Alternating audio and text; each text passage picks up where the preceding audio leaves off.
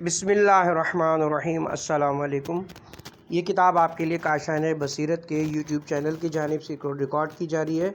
اب ہم کتاب مجالس المومنین کا پارٹ نمبر 10 پڑھیں گے۔ مجلس اول کا بقیہ حصہ، صفحہ نمبر 149، جبل عامل۔ ملک شام کا مشہور علاقہ جو کئی شہروں اور قصبات پر مشتمل ہے۔ سمانی کتاب الانصاب میں لکھتے ہیں، لفظ جبلی کی اضافت جبل کی طرف ہے اور جبل عربی زبان میں پہاڑ کو کہا جاتا ہے۔ جبلی کہلانے والے بعض افراد کا تعلق جبال ہمدان اور بعض کا تعلق خراسان و ہرات سے ہوتا ہے، جیسا کہ عبد الواسع کی مشہور نسبت جبلی تھی، اور بعض جبلی کہلانے والے افراد کا تعلق جبلہ سے ہوتا ہے، اور جبلہ ملک شام میں حمص کے قریب ایک شہر کا نام ہے۔ صاحب معجم نے جبل عامل کا علیحدہ تذکرہ کرنے کے بجائے بلبک کے ضمن میں اس کا ذکر کیا ہے، اور جبل عامل کے مرکزی شہر فرزل کو بلبک کا ایک شہر بتایا ہے اور اس کے متعلق لکھا ہے۔ یہ پہاڑ کے مغربی سمت میں واقع ہے اور یہ ایک آباد اور بڑا قبضہ ہے۔ یہاں کا منقع بڑا مشہور ہے، مقامی لوگ اسے جواری کہتے ہیں، اور یہاں بنی رجانہ نامی قبیلہ رہتا ہے جو مہمان نوازی اور ظاہری و باطنی جمال سے متصف ہوتا ہے۔ صاحب معجم نے بقا کا تذکرہ کرتے ہوئے لکھا، وادی بقا بلبک کے حمص اور دمشق کے درمیان ایک وسیع وادی ہے، اس میں بے شمار بستیاں ہیں اور وہاں کا پانی ٹھنڈا اور میٹھا ہے، اور اس وادی کا زیادہ تر پانی پہاڑ میں واقع عین الحر نامی چشمے سے جاری ہوتا ہے، اور خضر و الیاس علیہ السلام کی قبریں بھی اسی قریہ میں ہیں۔ الغرض جبل عامل کا پورا وسیع و عریض علاقہ نور ایمان سے منور ہے، اور ہر گاؤں میں علماء و فقہ رہتے ہیں، اور اہلیان علاقہ دین کے پابند ہیں اور تقوی اور ریاضت میں امیر المومنین علیہ السلام کی عملی پیروی کرتے ہیں۔ جبل عامل کا ایمان پرور علاقہ اگرچہ اس وقت ترکوں کے زیر تسلط ہے، پھر بھی یہاں کے علماء شب و روز مذہب آل محمد علیہ السلام کی نشر و اشاعت میں مصروف ہیں۔ اس علاقے کے اہل ایمان دشمنان آل محمد سے شدید نفرت کرتے ہیں۔ اگر ان میں سے کسی کو یہ کہہ دیا جائے کہ تیرے کوزے میں فلاں دشمن آل محمد ہے، تو وہ کوزے کے پانی کو زمین پر انڈیل دے گا۔ ان کے اس مذہبی تعصب کی وجہ سے لوگ ان کا خوب مذاق اڑاتے تھے، اور بعض اوقات نوبت یہاں تک پہنچتی تھی کہ جبل عامل کا کوئی شیعہ آٹے کی بوری سر پر اٹھائے جا رہا ہوتا تو لوگ کہتے، بھائی خیال رکھنا، اس بوری میں فلاں دشمن آل محمد ہے، تو وہ بوری کو پلٹ دیتا اور کہتا ہے کہ اس کا کھانا حرام ہے۔ الغرض کافی دنوں تک لوگ ان سے یہ مذاق کرتے رہے۔ ایک دن ایک سیدھا سادہ شیعہ سر پر آٹے کی بوری اٹھائے اپنے گھر کو جا رہا تھا کہ ایک شخص نے مذاق کرتے ہوئے کہا، تیری بوری میں فلاں دشمن آل محمد چھپا ہوا ہے۔ اس شیعہ نے بوری انڈیلنے کے بجائے کہا، کوئی حرج نہیں، جب میری بیوی اس آٹے کو چھانے گی تو اسے بھی چھان کے ساتھ باہر پھینک دے گی۔ جب اس مومن کا جواب لوگوں میں عام ہوا تو لوگوں نے ان سے اس طرح کی چھیڑخانی ختم کر دی۔ کر کے نوح جبل عامل کے قریب اس نام کی ایک بستی، اور بیان کیا جاتا ہے کہ حضرت نوح علیہ السلام کی قبر بھی اسی بستی میں ہے، اور خاتم المجتہدین علی بن عبداللہ العالی جو متاخرین علماء امامیہ میں سے تھے، ان کا تعلق بھی اسی بستی سے ہے۔ صاحب معجم لکھتے ہیں، لفظ کرک کاف اور را کی زبر کے ساتھ کوہستان شام میں ایلیا، بحر قلزم اور بیت المقدس کے درمیان بلقا کے قریب ایک مضبوط قلعہ ہے۔ علاوہ ازیں بلبک کے قریب ایک بستی کا نام بھی کرک ہے، اور اس بستی میں ایک طویل قبر ہے جس کے متعلق اہل علاقہ کہتے ہیں کہ یہ حضرت نوح علیہ السلام کی قبر ہے۔ جزیرہ بحر اخضر و بحر ابز، بحر اندلس کے درمیان ملک بربر کی حدود میں یہ جزیرہ واقع ہے۔ حضرت صاحب الزمان اور آپ کی اولاد و اصحاب وہاں رہائش پذیر ہیں۔ اندلس سے اس سمندر کے کنارے تک 15 دن کی مسافت ہے۔ دونوں کی مسافت ایسی ہے کہ جہاں پانی اور خورد و نوش کا کوئی امکان نہیں ہے۔ پھر باقی آباد علاقے کی مسافت ہے جہاں آبادی سے آبادی ملی ہوئی ہے، اور وہاں ساحل پر ایک جزیرہ ہے جسے اہل اندلس اپنے تعصب کی وجہ سے جزیرہ رافضیان کہتے ہیں، کیونکہ وہاں تمام تر آبادی شیعہ امامیہ پر مشتمل ہے اور اس جزیرے کے لوگوں کی خوراک سال میں 2 بار جزیرہ اخضر سے یہاں پہنچائی جاتی ہے اور مذکورہ کشتیاں بحر ابس کے راستے سے یہاں پہنچتی ہیں۔ واضح ہے کہ جزیرہ اخضر میں امام زمانہ علیہ السلام رہتے ہیں۔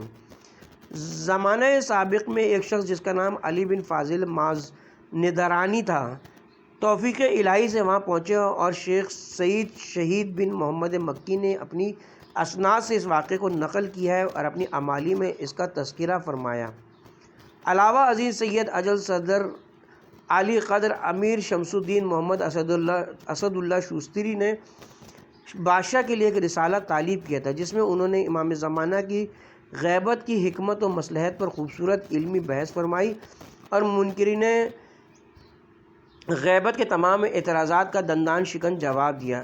اسی رسالے میں مؤلف نے علی بن فاضل مازندرانی کی روایت کو پوری تفصیل سے تحریر فرمایا، اور میں امام زمانہ کے جملہ پیروکاروں کو اس رسالے کے مطالعے کی دعوت دیتا ہوں تاکہ مومنین بالتمکین کے علم میں اضافہ ہو اور ان کے ایمان و ایقان میں زیادتی ہو اور عوام الناس کے سوالات کے جواب دینے کے قابل بن سکیں۔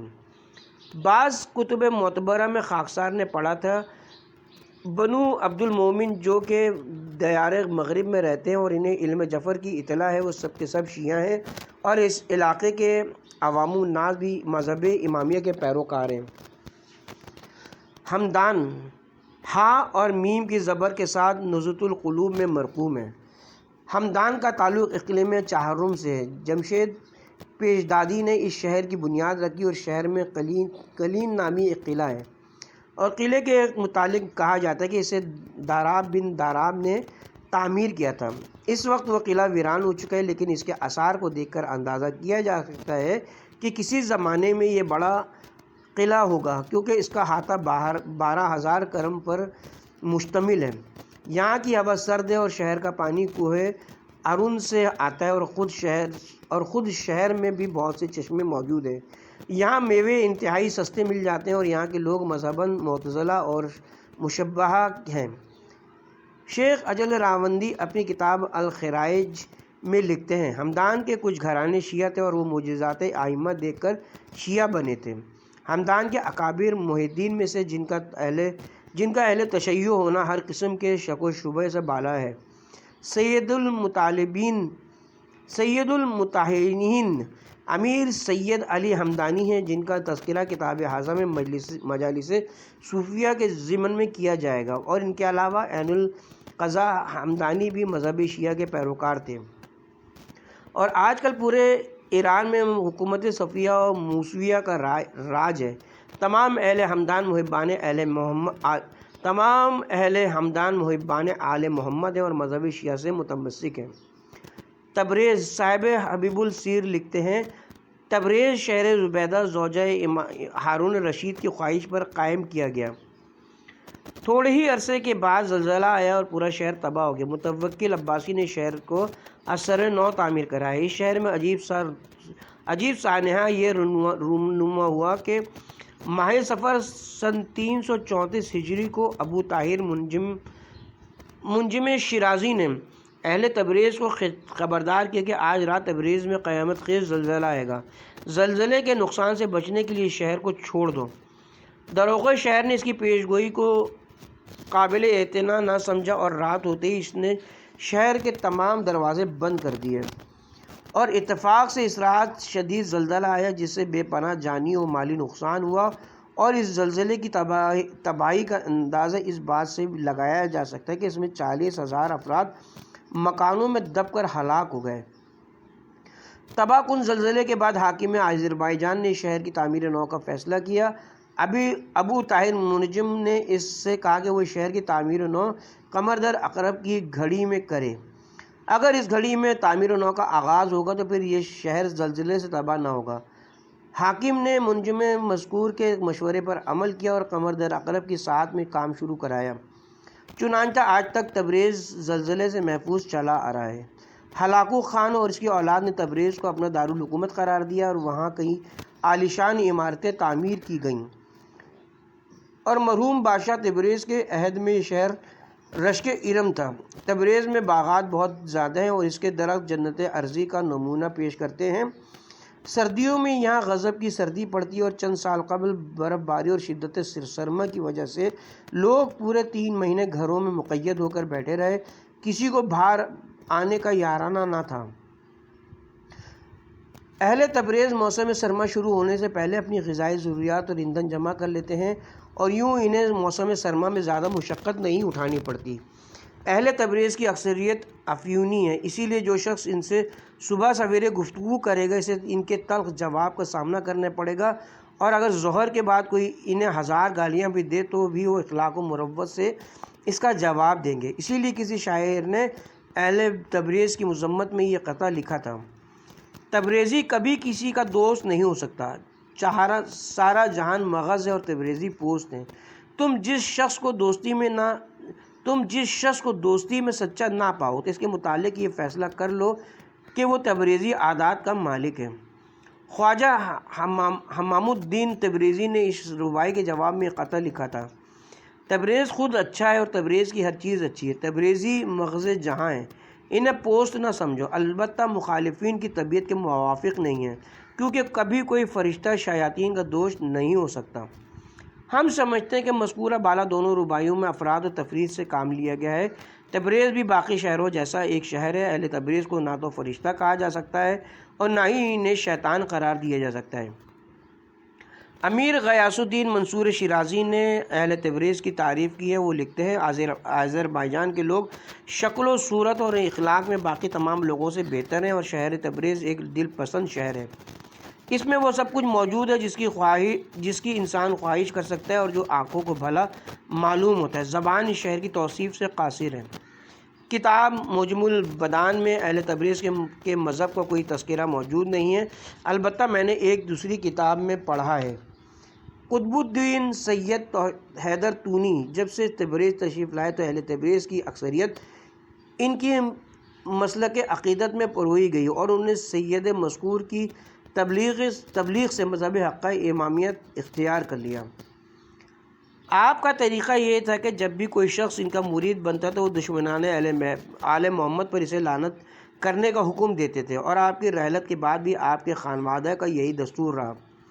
البتہ جب تک مذہب حقہ عام نہیں ہوتا اس وقت تک سرگوشی میں حکم دیا جاتا رہا، اور جب اللہ کے فضل سے مذہب حقہ کو غلبہ حاصل ہوا تو علی الاعلان اس کی تاکید کی جانے لگی۔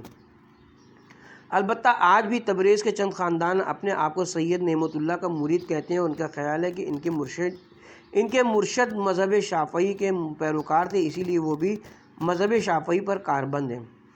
اس وقت پورے تبریز شہر میں سادات لا الہ اور حافظان زاویہ کے علاوہ کوئی ایک فرد بھی سنی العقیدہ نہیں ہے۔ تبریز کی جماعت حیدریہ کے متعلق پوری تحقیق نہیں کہ وہ پہلے سے شیعہ تھی یا میر حیدر کی آمد پر تشیع کو قبول کیا۔ البتہ ہم یہ سمجھتے ہیں کہ شہر کی بانی زبیدہ خاتون تھیں اور جماعت حیدریہ بھی ان کے دور میں موجود ہوگی، اور ان کا وہی مذہب تھا جو زبیدہ خاتون کا تھا، اور اس حقیقت میں کسی قسم کا شبہ نہیں کہ زبیدہ خاتون محب آل محمد اور شیعہ علی تھیں۔ چنانچہ شیخ اجل عبد الجلیل رازی نے کتاب نغز میں لکھا ہے: جب ہارون رشید نے زبیدہ کا تشیع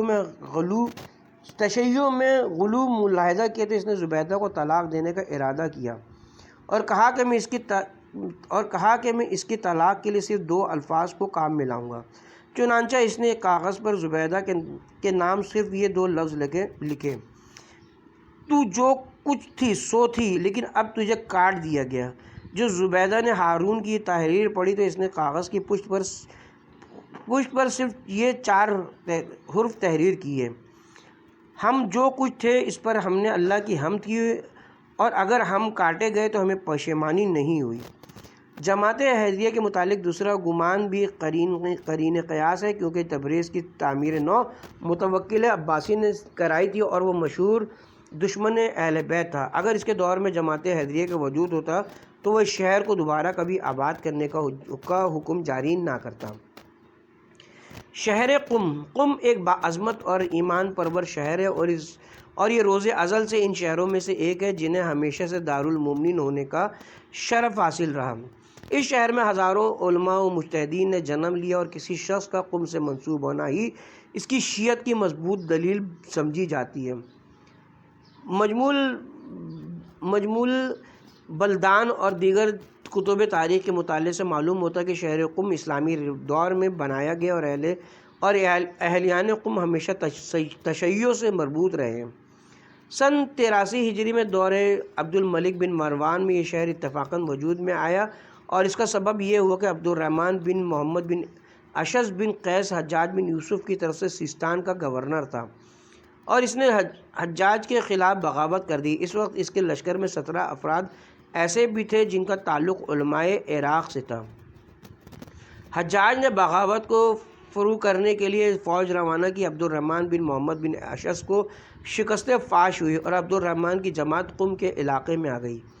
اس جماعت میں سعد بن مالک بن عامر اشعری کے 5 بیٹے عبداللہ، اخوذ، عبد الرحمن، اسحاق اور نعیم موجود تھے۔ انہوں نے چند بستیوں پر بزور شمشیر قبضہ کر لیا۔ ان بستیوں میں سے مرکزی بستی کا نام کمندان تھا۔ ان کے تسلط کے بعد ان کے خاندان کے دیگر افراد عراق سے یہاں آ گئے اور انہوں نے تمام بستیوں کو ایک دوسرے سے متصل کر کے سب کا نام کمندان رکھ دیا۔ اور عربوں میں فارسی زبان کے متعلق یہ کہاوت بڑی مشہور ہے، فارسی زبان سے جیسے چاہو کھیلتے رہو۔ چنانچہ انہوں نے اس پرانی کہاوت پر عمل کیا اور کمندان کا نام تبدیل کر کے قم رکھ دیا۔ اور اس شہر میں وارد ہونے والوں میں عبداللہ بن سعد کا ایک بیٹا تھا جس نے کوفہ میں نشو و نما پائی تھی، اور اہل کوفہ سے اس نے تشیع کے نظریات حاصل کیے ہوئے تھے۔ چنانچہ اس نے دن رات مذہب حقہ کی تبلیغ کی، اور اغیار کے نقش و نگار سے قبل اس نے لوگوں کے دلوں میں مذہب شیعہ کو راسخ و مستحکم کر دیا۔ اسی لیے قم میں کوئی سنی نظر نہیں آتا۔ ہادیان دین سے قم کی فضیلت میں بہت سی روایات مروی ہیں۔ امام جعفر صادق علیہ السلام نے فرمایا، اللہ کا ایک حرم ہے اور اس کا نام مکہ ہے، رسول خدا کا ایک حرم ہے، اس کا نام مدینہ ہے، امیر المومنین کا ایک حرم ہے، اس کا نام کوفہ ہے، اور میرا اور میرے بعد میری اولاد کا حرم قم ہے، قم چھوٹا کوفہ ہے۔ جنت کے 8 دروازے ہوں گے جن میں سے 3 اہل قم کے لیے مخصوص ہوں گے۔ اس شہر میں میری اولاد میں سے ایک بی بی کی وفات ہوگی جس کا نام فاطمہ بنت موسیٰ ہوگا۔ اس کی شفاعت سے میرے تمام شیعہ جنت میں داخل ہوں گے۔ اس کے متعلق امام جعفر صادق علیہ السلام کا دوسرا فرمان یہ ہے، جب شہروں کو فتنے اور آزمائشیں اپنی لپیٹ میں لے لیں تو تم قم اور اس کے مضافات میں چلے جانا، وہاں مصائب نازل نہیں ہوں گے۔ امام علی رضا علیہ السلام کا فرمان ہے، جنت کے 8 دروازے ہوں گے، ان میں سے 3 دروازے اہل قم کے لیے مخصوص ہوں گے، بس انہیں خوشخبری ہو۔ امیر المومنین علیہ السلام سے مروی ہے، آپ نے فرمایا، اللہ کا سلام ہو اہل قم پر اور اللہ کی رحمت ہو اہل قم پر۔ اللہ ان کے شہروں کو بادلوں سے سیراب کرے اور ان پر برکتیں نازل فرمائے اور ان کی برائیوں کو بھلائیوں میں تبدیل فرمائے۔ وہ رکوع، خشوع، سجود اور قیام و صیام کرنے والے ہیں، وہ فقہا، علماء اور دانشمند ہیں، وہ دین اور ولایت اور عبادت والے ہیں۔ اللہ کی ان پر درود اور رحمت اور برکتیں ہوں۔ اہل قم کا لطیفہ۔ صاحب مجم نے اہل قم کے متعلق عجیب و غریب لطیفہ لکھا ہے۔ سلاطین اہل سنت نے ایک محتسب سنی کو قم کا والی مقرر کیا، اور نیا والی اہل قم کے متعلق اچھی طرح سے سن چکا تھا کہ اہل قم پکے شیعہ ہیں اور اپنی اولاد کا نام خلفائے ثلاثہ کے نام پر نہیں رکھتے۔ اس نے آتے ہی اہل قم کو ایک میدان میں جمع ہونے کو حکم صادر کیا۔ جب اہل قم آ گئے تو اس نے کہا، مجھے معلوم ہے کہ تم خلفائے ثلاثہ کے مخالف ہو اور اپنی اولاد کا نام ان کے ناموں پر نہیں رکھتے۔ اگر تم نے میرے سامنے ایسا بچہ پیش نہ کیا جس کا نام ان میں سے کسی پر نہ ہو تو میں تمہیں سخت سزا دوں گا۔ اہل قم نے کہا، جناب آپ ہمارے ذمے انتہائی مشکل کام لگا رہے ہیں، جبکہ ہمارے لیے سمندر کو کوزے میں بند کرنا اور آسمان سے ستارے توڑ لانا تو آسان ہے، لیکن اس سرزمین پر اس نام کا بچہ تلاش کرنا انتہائی مشکل ہے۔ آپ ہمیں اس کے لیے کچھ وقت دیں تاکہ ہم آپ کو مطلوبہ مسمات کو تلاش کر سکیں۔ والی نے انہیں 3 دن کا وقت دیا۔ اہل قوم نے اس نام کے حامل بچوں کی تلاش شروع کی، لیکن کسی بھی بچے کا نام مذکورہ بزرگوں پر نہیں تھا۔ تلاش بسیار کے بعد انہیں ایک بچہ مل گیا جس کا نام ابو بکر تھا، مگر وہ انتہائی بدصورت اور ایک آنکھ سے کانا تھا، اور لطف یہ کہ وہ بچہ بھی دراصل قم کے نواح میں دریافت ہوا تھا اور اس کے باپ کو اس علاقے میں رہائش اختیار کیے چند ہی دن گزرے تھے۔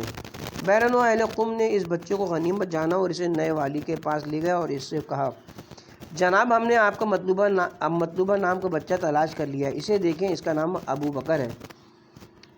نئے والی نے بڑے غور سے بچے کو دیکھا تو کہا، تمہیں شرم نہیں آتی؟ تمہیں جو بچہ ملا بھی تو ایسا کہ جو تمام خلقت خدا سے بدصورت تھا۔ اس پر ایک شخص کی رگِ ظرافت پھڑکی اور کہا، محترم والی صاحب آپ جو چاہیں کریں، لیکن قم کی آب و ہوا میں ابو بکر کی اس سے بہتر افزائش ممکن نہیں ہے۔ یہ سن کر نیا والی ہنسنے لگا اور اس نے اہل قم کو معاف کر دیا۔ واضح رہے کہ اہل سبزوار کے متعلق بھی یہی لطیفہ بین ہی مشہور ہے۔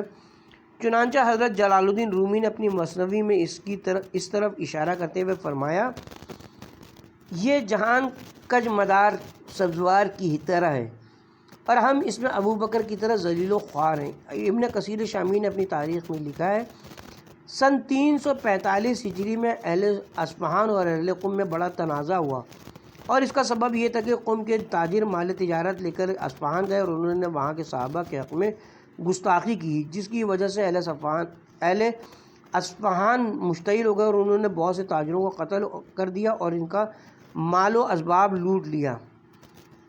اور جب یہ خبر رکن الدولہ بہیویہ نے یہ سنی تو اسے اہل اصفہان پر سخت غصہ آیا اور اس نے اہل اصفہان میں سے قاتلوں کو گرفتار کر کے انہیں قتل کرایا اور جو مال لوٹا گیا تھا اس کے بدلے میں اس نے کئی گنا زیادہ مال اہل اصفہان سے لے کر اہل قم کے حوالے کیا۔ شیخ عبدالجلیل رازی نے کتاب نقص میں تحریر کی فرمایا، ایک اصفہانی نے کسی قمی سے پوچھا، تمہارا تعلق کس شہر سے؟ اس نے کہا، میرا تعلق آہ کرنے والے شہر سے ہے۔ اصفہانی نے کہا، معاف رکھنا میں آپ کا مفہوم نہیں سمجھ سکا۔ قمی نے کہا، اس کا سمجھنا چندہ مشکل نہیں ہے۔ جب میں یہ کہوں گا کہ میرا تعلق قم سے ہے تو تم یہ سن کر بے ساختہ آہ کہہ دیتے، اسی لیے میں نے کہا کہ میں آہ کرانے والے شہر کا باشندہ ہوں۔ اس سے معلوم ہوتا ہے کہ قمی تشیع اور اصفہانی تسنن لازم و ملزوم ہے، لیکن اللہ تعالیٰ کا اصفہان پر خصوصی کرم ہوا۔ آج پورا اصفہان شیعہ ہے، بلکہ رشق، قم و جمل عامل اور سلطنت صفدیہ کا دارالحکومت ہونے کا اسے شرف حاصل ہے۔ مولانا عبید زاکانی نے ایک رسالے میں لکھا ہے، ایک مرتبہ کا ذکر ہے کہ عمران نامی ایک شخص قم میں گیا اور جب کسی نے اس کا نام پوچھا تو اس نے اپنا نام عمران بتایا۔ یہ سن کر اہل قم اسے مارنے لگ گئے۔ کسی نے مارنے والے سے کہا، اس کا نام عمر نہیں عمران، اسے چھوڑ دو، لیکن مارنے والوں نے کہا، اس کا نام تو عمر ہے، البتہ اس نے عثمان سے الف نون چوری کر کے اپنے نام میں لگا دی ہے، اور یوں یہ شخص 2 آشفتہ بن گیا، لہٰذا ہم اسے ضرور پیٹیں گے۔ صاحب کشف الغمہ نے اہل قم کی جرت کا تذکرہ کرتے ہوئے لکھا ہے، خلفائے بنی عباس میں سے خلیفہ کے عہد میں اہل قم نے ان کے مقرر کردہ والی کی اطاعت چھوڑ دی، اور خلیفہ جسے بھی والی مقرر کرتا اہل قم اسے واپس بھیج دیتے۔ آخرکار خلیفہ نے جنگ کے لیے فوج روانہ کی، اہل قم نے اس کی فوج کے ساتھ مقابلہ کیا اور اسے بھاگ جانے پر مجبور کر دیا۔ الغرض خلیفہ نے 3 مرتبہ فوج روانہ کی اور تینوں بار فوج کو شکست ہوئی، چنانچہ اس نے امیر ناصر الدولہ بن حمدان کو والی مقرر کیا اور اس کے ہمراہ فوج روانہ کی۔ جب اہل قم نے ناصر الدولہ کی آمد اور اس کی تقریر کی خبر سنی تو وہ کئی میل چل کر اس کے استقبال کے لیے گئے اور اس سے کہا کہ ہم خلیفہ کے کسی بھی والی کو ماننے پر آمادہ نہیں ہیں، لیکن آپ محب آل محمد اور ہمارے ہم مسلک ہیں، اسی لیے ہم نے آپ کو خوش آمدید کہتے ہیں۔ چنانچہ اہل قم ان کو جلوس کی شکل میں دارالامارہ لے گئے اور اس سلسلے میں اس سال باقی تمام سالوں کی بنسبت انہوں نے زیادہ حج خراج جمع کریں ناصر الدولہ کی خدمت میں پہنچائے تاکہ وہ یہ خراج خلیفہ کے دربار میں روانہ کر دیں۔ جب خلیفہ کو پتہ چلا کہ اہل قم اور ناصر الدولہ ایک دوسرے کے ہم عقیدہ ہیں تو انہوں نے ناصر الدولہ کو اپنے پاس طلب کر لیا۔ سلطان حسین مرزا والی خراسان کے عہد میں ایک غریب قمی سید ہرات چلا گیا اور ایک دن اتفاق سے مسئلہ خلافت پر بحث چل نکلی تو قمی سید نے حضرت علی علیہ السلام کے سیاسی حریفوں کو سخت سست کہا۔ مذکورہ بحث مجمع عام میں ہوئی تھی، اسی لیے بہت سے افراد اس واقعے کے گواہ تھے اور اس سید بیچارے کو اس وقت کے شیخ الاسلام کے سامنے مجرم بنا کر پیش کیا گیا اور قاضی مذکور اس سید کو ہمراہ لے کر سلطان حسین مرزا کے پاس فیصلے کے لیے گئے۔ سلطان حسین چاہتا تھا کہ کسی نہ کسی طرح سے سید بیچارے کی جان چھوٹ جائے، لہٰذا اس نے سید زادہ سے کہا، میں سمجھتا ہوں کہ تم نے جو کچھ کیا ہے وہ حالت نشے میں کیا ہے اور تو نے جان بوجھ کر کسی کی توہین نہیں کی۔ اس سید زادے نے کہا، نہیں، ایسی کوئی بات نہیں ہے، میں نے پوری زندگی کبھی کوئی نشہ آور چیز استعمال نہیں کی، جو کچھ میں نے کہا ہے وہ حرف بحرف حق اور حق صادق اور وہ حرف بحرف حق اور صدق سمجھ کر کہا ہے۔ سلطان حسین اس پر کوئی تعزیر نافذ نہیں کرنا چاہتا تھا کیونکہ ایسا کرنے کی صورت میں اسے شاہ اسماعیل صفوی کے عتاب کا اندیشہ تھا۔ قاضی نے جرأت کرتے ہوئے کہا، سلطانہ، آپ اس مسئلے میں سہل انگاری سے کام نہ لیں، یہ ہمارے دین اور ایمان کا مسلک ہے۔ مجبور ہو کر سلطان نے سید زادے کو قاضی کی تحویل میں دے دیا۔ قاضی نے لوگوں کے بیان سننے کے بعد اس کے واجب القتل ہونے کا فتویٰ صادر کیا اور اس فتوے پر اسی وقت عمل کیا گیا۔ سید زادہ کی شہادت کے بعد اس کے وارثوں نے شاہ اسماعیل صفوی کی خدمت میں یہ واقعہ گوش گزار کیا اور ان سے داد خواہی کا مطالبہ کیا۔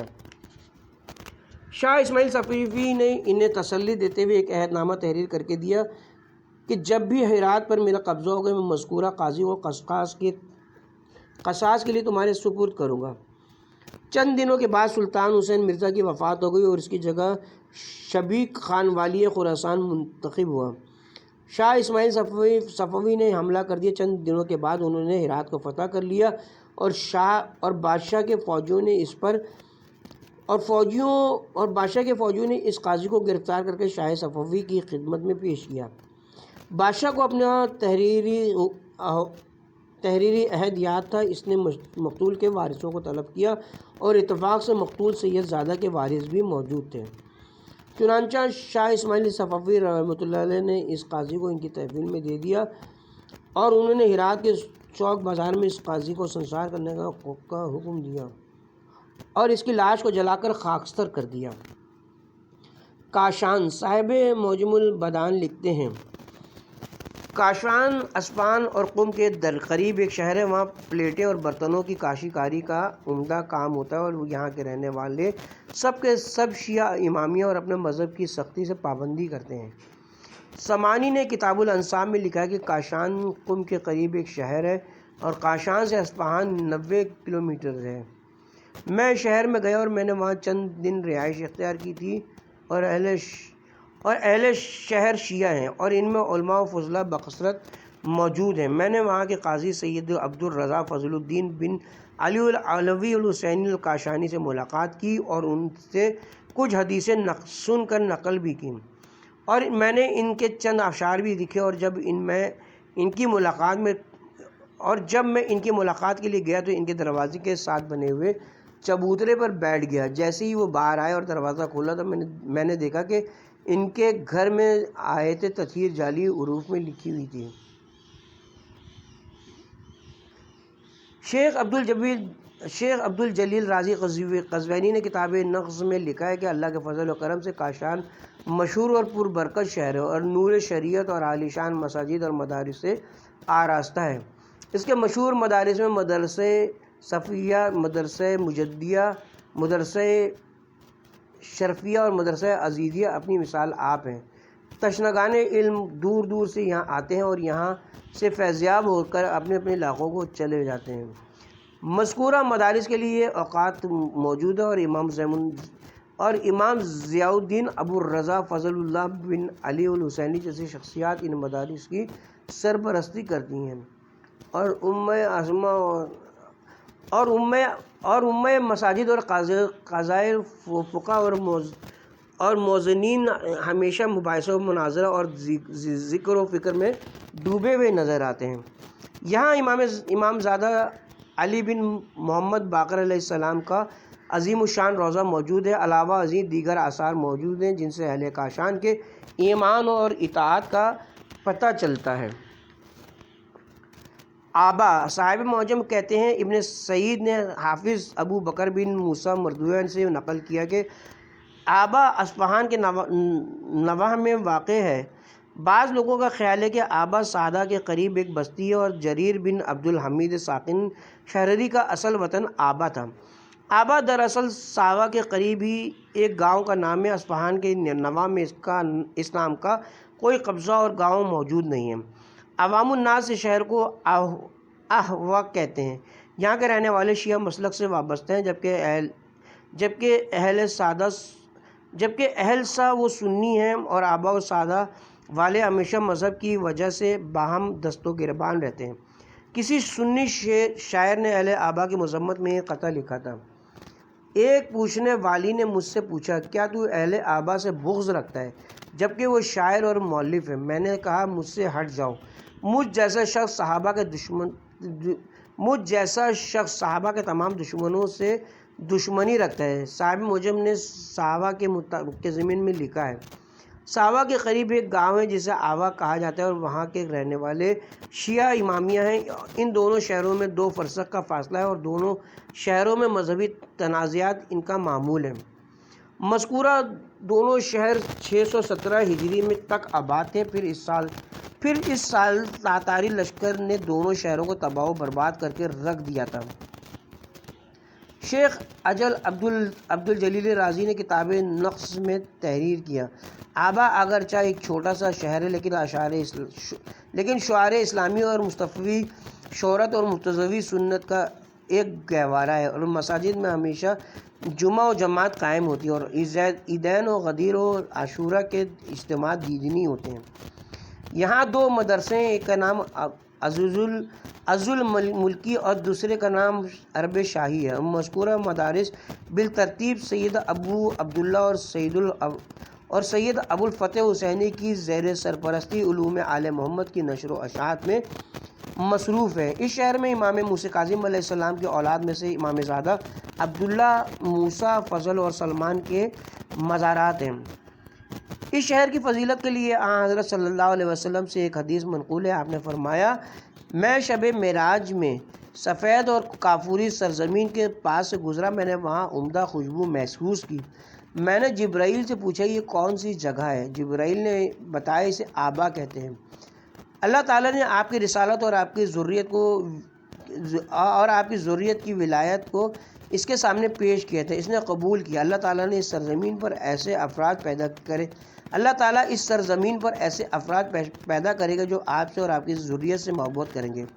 اللہ نے اس زمین اور اس کے رہنے والوں کی برکت دی ہے۔ آبا کی فضیلت میں اور بھی بہت سی احادیث وارد ہیں، لیکن ہم اس بات مدعا کے لیے اسی پر اکتفا کرتے ہیں۔ ہمارے قائرین جانتے ہیں کہ آبا کے رہنے والے شیعہ اور ساوا کے رہنے والے سنی ہیں، اور میر شمس الدین محمد کا تعلق بھی آبا سے تھا، جو کہ شاہ خراسان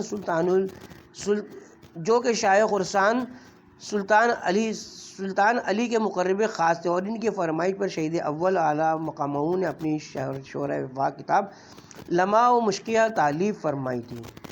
اس کے ساتھ ہی یہاں پر پارٹ نمبر 10 کا اختتام کرتے ہیں۔ کتاب کیونکہ کافی پرانی ہے اور بعض دفعہ الفاظ جو پڑھنے میں بڑی دقت پیش آ رہی ہے، لہٰذا سننے والوں سے نہایت معذرت کے ساتھ کوئی جملہ اگر سمجھ میں نہ ہو رہا تو